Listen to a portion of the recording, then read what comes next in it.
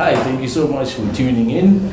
I am Solomon Wangwe, and you're watching On Land in Kenya. I'm very excited about the episode that we're about to shoot.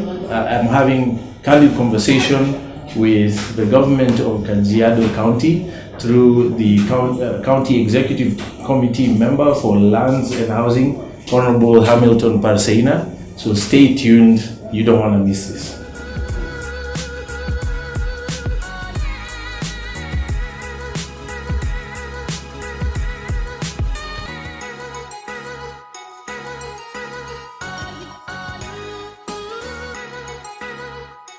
But I may also add something. Yeah. That when you're doing subdivisions, Yes. especially on a bigger parcel, Yes. and you're subdividing into very small units, to the extent that it's no longer agricultural, maybe it is for real estate or any other use other than agricultural, Yes. you are required to do public participation. Mm-hmm.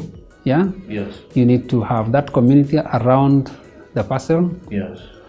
come for a meeting, Mm-hmm. for you to be able to convince them that you want to put it into a different use other than the one that is being used, that prevails in that particular area. Yeah. So public participation is also very important. It's part of the process for change of user. Yeah. And I think this is also going to work for this country. If we are to subdivide the whole country, we will soon not be able to produce enough food for our people. True. And the way Kenya is going with this kind of subdivisions, it means that in the next 15 years or so, we will be a net importer of food as a country. Right. Yes? Yeah. Any country that cannot feed its people is not what we call a nation. Yeah?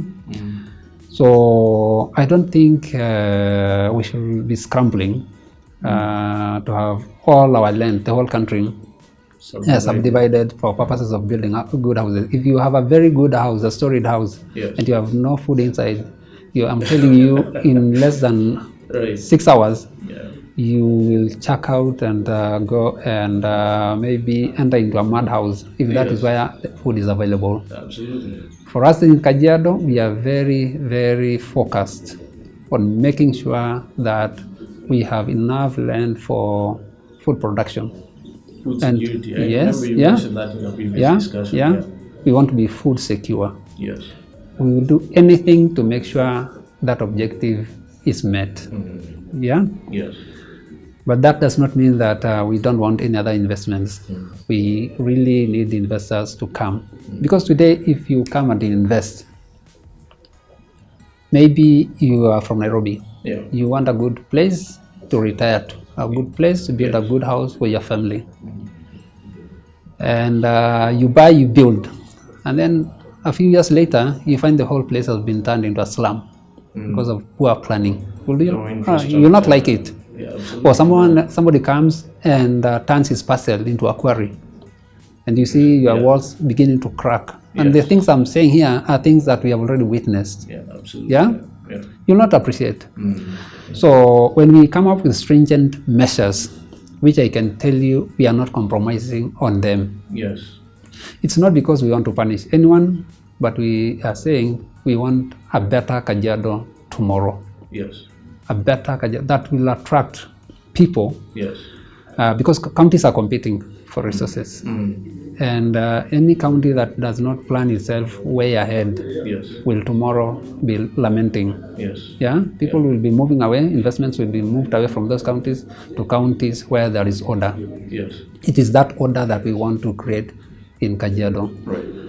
We have been profiling companies, and there are companies, I'm telling you, we are very keen to blacklist. Very they're not near future. They're not very far future. You may see them, in the newspapers. So companies that we will not allow them to do business in Kajiado. They are doing a lot of disservice to their clients. And also they are messing with the planning standards that we have set for the county. And there are these kinds of advertisements that are being made through radios, on television, and all that. That this land is available. Even during the news break. And vulnerable Kenyans are rushing because of the low pricing. When you see something that is of low value, you better ask yourself questions. Why it's cheap? Right. We have seen some of these advertisements. They talk of areas that are near Ngong, you know. Yet, when you tell them to take you to the exact location, it is miles and miles away from the area that they were talking about. That is misleading the public. False advertising. Misleading the public. Two, some of these presenters or radio presenters are themselves the directors of these companies. Yet they don't tell the public that they are the directors. Right. So they would win their funds. On something that they know they have vested interest. Conflict of interest. You are the presenter and you are the same director of the same company, but you don't bring this information to the public. You don't disclose that. It is unethical. Absolutely. It's unethical. But I'm telling you, we are catching up with them. Okay. The title that they may have issued out there to the public, they are as good as paper. For someone like myself, maybe there's lots of them, many even in the diaspora, who bought these properties. What would you say to them? What's their recourse?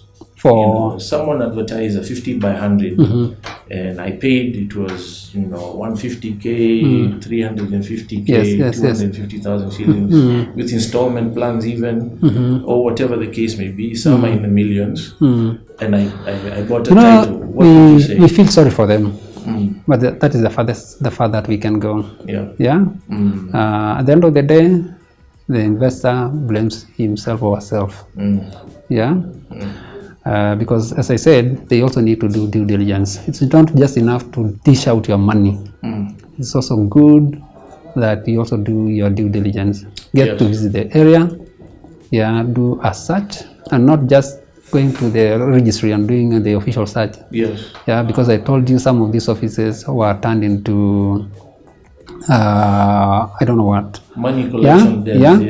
So, but we are cleaning them, both the county government and the national government. I'm really glad to hear that. And then again, when you are subdividing a big parcel of land, it is required that 10% of that land must go to public utilities. Meaning you will have to surrender 10% of that land to the county government.